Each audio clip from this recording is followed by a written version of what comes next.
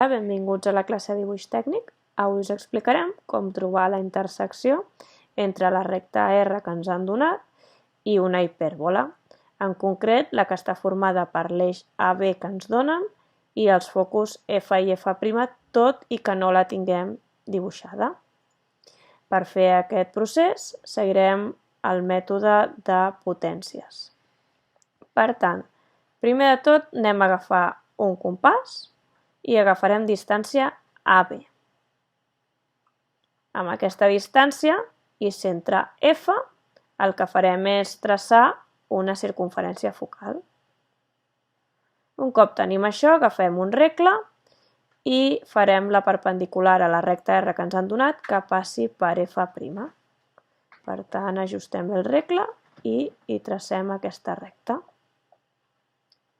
Un cop traçada, traçarem també per dalt i l'allargarem al màxim possible. Traçarem després un punt qualsevol a dins de la recta, des del qual farem una circunferència que passi per F'. Ara ja tenim les dues circunferències i en els punts que creuen els direm Fs i Fx. I d'aquests punts hi traçarem una recta amb un regle, tal com veieu. Traço aquí.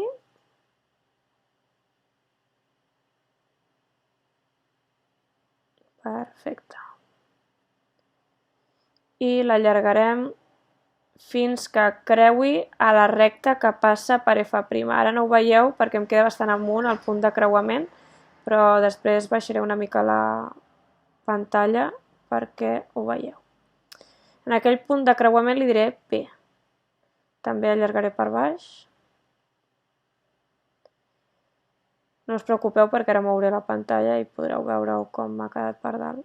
Veieu? Ja veieu la P. I després des de P traçaré una altra recta fins a F.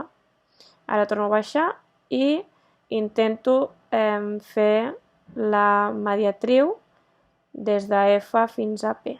Per tant, agafo una mica més de la meitat de la distància i traço aquests dos arcs. Des de P faré el mateix, l'únic que no ho veureu molt perquè és aquest punt de la pantalla no es veu, però estic posant centre en P i estic fent també dos arcs. El problema és que m'ha sortit molt gran aquest dibuix i és una mica complicat de veure. Però bueno, el que m'interessa és el punt mig, per tant no traçaré la recta sencera, així que traço el punt mig i traçaré una circunferència que anirà des de F fins a P.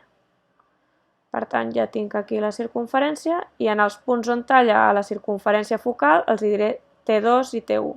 I traçaré una recta que passi per F, tal com veieu, i després una altra des de T1 que també passi per F, ara mateix. Ja ho tinc això. I ara el que hem de fer,